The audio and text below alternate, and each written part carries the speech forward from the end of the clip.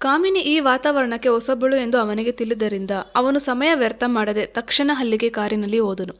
ವಾಸ್ತವವಾಗಿ ಅವನು ಅವಳ ಹಿಂದೆ ಹೋಗಲು ಬಯಸುವುದಿಲ್ಲ. ಆದರೆ ಅವನು ಹೊರಡುವ ಮೊದಲು ತನ್ನ ಕೋಣೆಗೆ ಹೋದಾಗ ಅವನ ಅಜ್ಜ ಹೇಳಿದ ಮಾತುಗಳನ್ನು ನೆನಪಿಸಿಕೊಂಡನು. ಕಾಮಿನಿಯ ಸ್ವಭಾವವನ್ನು ಅವನು ಈಗಾಗಲೇ ತಿಳಿದರಿಂದ ಅವರ ಅಜ್ಜ ಅವನಿಗೆ ಅವಳನ್ನು ನೋಡಿಕೊಳ್ಳುವ ಜವಾಬ್ದಾರಿಯನ್ನು ಕೊಟ್ಟನು. ಅದಕ್ಕಾಗಿಯೇ ಅವನು ಆ ವಿಳಾಸಕ್ಕೆ ಹೋದನು. ಚಾಲಕ ಅವನಿಗೆ ಹೇಳಿದಂತೆ ಈಗ ಅವನು ನಗರದ ಪ್ರಸಿದ್ಧ ಕ್ಲಬ್ಗಳಲ್ಲಿ ಒಂದರ ಹೊರಗೆ ನಿಂತಿದ್ದನು. ಅವನನ್ನು ನೋಡಿದ ನಂತರ ಚಾಲಕ ತಕ್ಷಣ ಅವನ ಹತ್ತಿರ ಹೋದನು. ಆದ್ದರಿಂದ ಅವನನ್ನು ಅವಳು ಈ ಕ್ಲಬ್ಗೆ ಯಾವಾಗ ಬಂದಳು ಎಂದು ಕೇಳಿದನು. ಕಾಮಿನಿ 2 ಗಂಟೆಗಳ ಕಾಲ ಕ್ಲಬ್ನಲ್ಲಿದ್ದಾಳೆ ಎಂದು ಚಾಲಕ ಅವನಿಗೆ ತಿಳಿಸಿದನು. ಆದ್ದರಿಂದ ಅವನು ನಿರಾಶೆಯಿಂದ ತಲೆಯಾಡಿಸಿದನು. ಅವನು ಹೊರಡಲು ಹೇಳಿದ ಕಾರಣ ಚಾಲಕ ಅಲ್ಲಿಂದ ಹೊರಟು ಹೋದನು ಮತ್ತು ಸ್ವಲ್ಪ ಕಷ್ಟದ ನಂತರ ಅವನು ಕ್ಲಬ್ಗೆ ಪ್ರವೇಶಿಸಿದನು. ಏಕೆಂದರೆ ಆ ಕ್ಲಬ್ನಲ್ಲಿ ನಿಮ್ಮ ಸಂಗಾತಿ ಇಲ್ಲದೆ ನೀವು ಒಳಗೆ ಪ್ರವೇಶಿಸಲು ಸಾಧ್ಯವಿಲ್ಲ ಮತ್ತು ಅವನು ಒಬ್ಬಂಟಿಯಾಗಿದ್ದನು. ಆದ್ದರಿಂದ ಅವರು ಅವನನ್ನು ಪ್ರವೇಶ ದ್ವಾರದ ಹೊರಗೆ ನಿಲ್ಲಿಸಿದರು. ವಾಸ್ತವವಾಗಿ ಅವನು ಸುತ್ತಾಡಲು ಇಷ್ಟಪಡುವುದಿಲ್ಲ, ಏಕೆಂದರೆ ಅವನು ಅಂತರ್ಮುಖಿ ವ್ಯಕ್ತಿ ಮತ್ತು ಯಾರೊಂದಿಗೂ ಸುಲಭವಾಗಿ ತೆರೆದುಕೊಳ್ಳುವುದಿಲ್ಲ. ಸಾಮಾನ್ಯ ಸಂದರ್ಭಗಳಲ್ಲಿ ಅವನು ತನ್ನ ಗುರುತನ್ನು ಅಥವಾ ತನ್ನ ಕುಟುಂಬದ ಹೆಸರನ್ನು ಬಳಸಲು ಇಷ್ಟಪಡುವುದಿಲ್ಲ. ಆದರೆ ಇಂದು ಅವನು ಸಮಯ ವ್ಯರ್ಥ ಮಾಡದೆ ಯಾವುದೇ ಬೆಲೆಯಿಲ್ಲದೆ ಬೇಗನೆ ಕ್ಲಬ್ಗೆ ಪ್ರವೇಶಿಸಬೇಕು ಎಂದು ಅರಿತುಕೊಂಡಿದ್ದಾನೆ, ಏಕೆಂದರೆ ಕಾಮಿನಿ ಕ್ಲಬ್ನಲ್ಲಿ ಬಹಳ ಸಮಯದಿಂದ ಇದ್ದಾಳೆ. ಆದ್ದರಿಂದ ಈ ಹೊಸ ನಗರದಲ್ಲಿ ಅಪರಿಚಿತ ಜನರೊಂದಿಗೆ ಸುತ್ತಾಡುವುದು ಅವಳಿಗೆ ಅಪಾಯಕಾರಿ.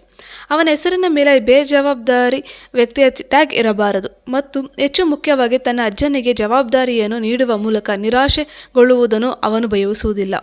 ಆದ್ದರಿಂದ ಅವನು ಯಾರನ್ನಾದರೂ ಕರೆದನು ಮತ್ತು ಕೆಲವೊಮ್ಮೆ ಕ್ಲಬ್ ಮ್ಯಾನೇಜರ್ ಆತಂಕದಿಂದ ಅಲ್ಲಿಗೆ ಬಂದು ಅವನನ್ನು ಗೌರವದಿಂದ ಕ್ಲಬ್ಗೆ ಕರೆದೊಯ್ದು ನಂತರ ವಾಸ್ತವವಾಗಿ ಈ ಕ್ಲಬ್ ಮಾಲೀಕರು ತಮ್ಮ ಕಂಪನಿಯ ವ್ಯವಹಾರ ಸಹವರ್ತಿ, ಆದ್ದರಿಂದ ಅವರು ಅವನನ್ನು ತಿಳಿದಿದ್ದಾರೆ. ಈಗ ಅವನು ಕ್ಲಬ್ಗೆ ಪ್ರವೇಶಿಸಿ ಎಲ್ಲೆಡೆ ಕಾಮಿನಿಯನ್ನು ಹುಡುಕಲು ಪ್ರಯತ್ನಿಸಿದನು ಮತ್ತು ಕೊನೆಗೆ ಅವನ ಕಣ್ಣುಗಳು ಅವಳ ಮೇಲೆ ಬಿದ್ದವು. ಅವಳು ಯಾರೊಂದಿಗಾದರೂ ಮಹಡಿಯಲ್ಲಿ ನೃತ್ಯ ಮಾಡುತ್ತಿದ್ದಳು.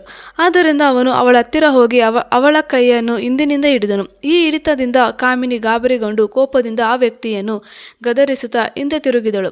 ಆದರೆ ಅವನನ್ನು ನೋಡಿದ ನಂತರ ಅವಳು ತನ್ನ ಬಾಯಿಯನ್ನು ಮುಚ್ಚಿ ಅವನ ಹಿಡಿತದಿಂದ ತನ್ನ ಕೈಯನ್ನು ತೆಗೆದುಹಾಕಲು ಪ್ರಯತ್ನಿಸಿದಳು ಮತ್ತು ಆ ದೃಶ್ಯವನ್ನು ನೋಡಿದ ನಂತರ ಆ ಹುಡುಗ ಕೋಪಗೊಂಡನು.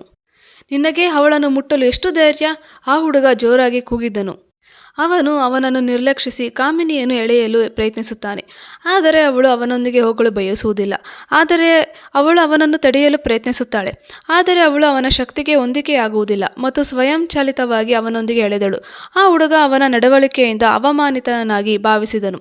ಆದ್ದರಿಂದ ಅವನು ಕೋಪದಿಂದ ಅವನ ಶರ್ಟ್ ಕಾಲರ್ ಅನ್ನು ಹಿಡಿದನು.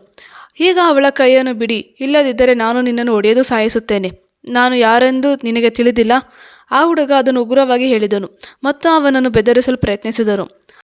ಆದ್ದರಿಂದ ಅವನು ಯಾವುದೇ ಸಮಸ್ಯೆಗಳಿಲ್ಲದೆ ಅಲ್ಲಿಂದ ಹೊರಡಬಹುದು ಮತ್ತು ಅವನು ಕಾಮಿನಿಯ ಕೈ ಹಿಡಿದು ಅಲ್ಲಿಂದ ಹೊರಟು ಹೋದನು.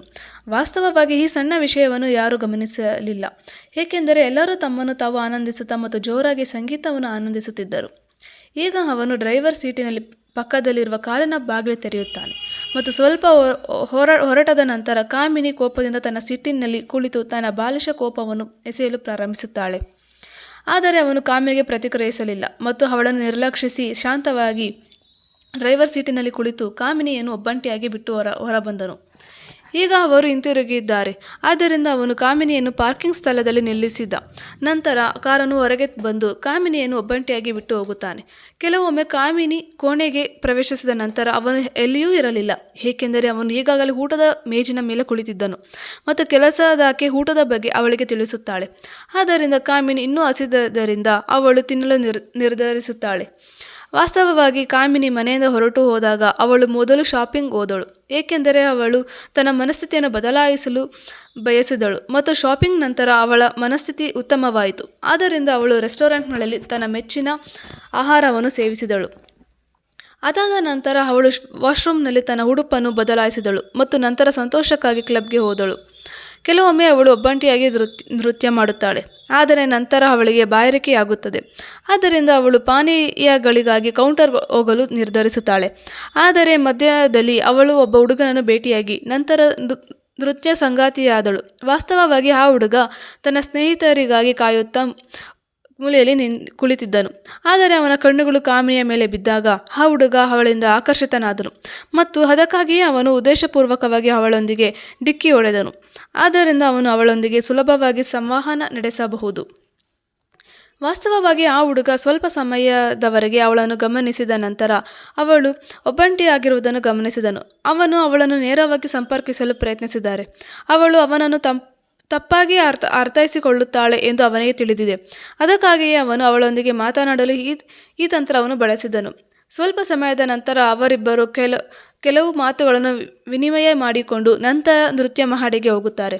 ತದನಂತರ ಅವನು ಅನಿರೀಕ್ಷಿತವಾಗಿ ಅಲ್ಲಿಗೆ ಬಂದನು ಮತ್ತು ಆ ಹುಡುಗನೊಂದಿಗೆ ಊಟ ಮಾಡುವ ಕಾಮಿನಿಯ ಯೋಜನೆ ಹಾಳಾಗಿತ್ತು. ಈಗ ಕಾಮಿನಿ ಮತ್ತು ಅವನು ಮೌನವಾಗಿ ತಮ್ಮ ಭೋಜನವನ್ನು ಮುಗಿಸಿದರು, ಏಕೆಂದರೆ ಅವಳು ಸೇವಕಿಯ ಮುಂದೆ ತೊಂದರೆ ಸೃಷ್ಟಿಸಲು ಬಯಸಲಿಲ್ಲ. ಮತ್ತು ಊಟದ ನಂತರ ಅವರು ಕೋಣೆಯಲ್ಲಿ ಹಿಂತಿರುಗಿದರು ಮತ್ತು ಅವನು ಸೋಫಾದ ಮೇಲೆ ಕುಳಿತು ತನ್ನ ಲ್ಯಾಪ್ಟಾಪ್ನಲ್ಲಿ ಕೆಲಸ ಮಾಡಲು ಪ್ರಾರಂಭಿಸಿದನು. ಕಾಮಿನಿ ಕೋಪದಿಂದ ಅವನತ್ತ ನೋಡಿದಳು. ಇವತ್ತಿನ ಸಂಚಿಕೆಯ ಬಗ್ಗೆ ನಿಮ್ಮ ಅಭಿಪ್ರಾಯವನ್ನು ಕಾಮೆಂಟ್ಗಳಲ್ಲಿ ನಿಮ್ಮ ಅಭಿಪ್ರಾಯವನ್ನು ನೀಡಿ. ಗೆಳೆಯರೇ, ನೀವು ಇನ್ನು ನಾಯಕನ ಹೆಸರು ಊಹಿಸಲು ಸಾಧ್ಯವಾಗದಿದ್ದರೆ ಮುಂದಿನ ಸಂಚಿಕೆಗಾಗಿ ಕಾಯಿರಿ. ನಾನು ಅವನ ಹೆಸರನ್ನು ಬಹಿರಂಗಪಡಿಸುತ್ತೇನೆ. ಆದರೆ ನೀವು ಅವನನ್ನು ಗುರುತಿಸಿದರೆ ಕಾಮೆಂಟ್ಗಳಲ್ಲಿ ಅವನ ಹೆಸರು ಹೇಳಿ. ನಿಮ್ಮ ವಿಮರ್ಶೆಗಳು ಮತ್ತು ರೇಟಿಂಗ್ಗಳನ್ನು ನಕ್ಷತ್ರಗಳಾಗಿ ನೀಡಿ. ಧನ್ಯವಾದಗಳು.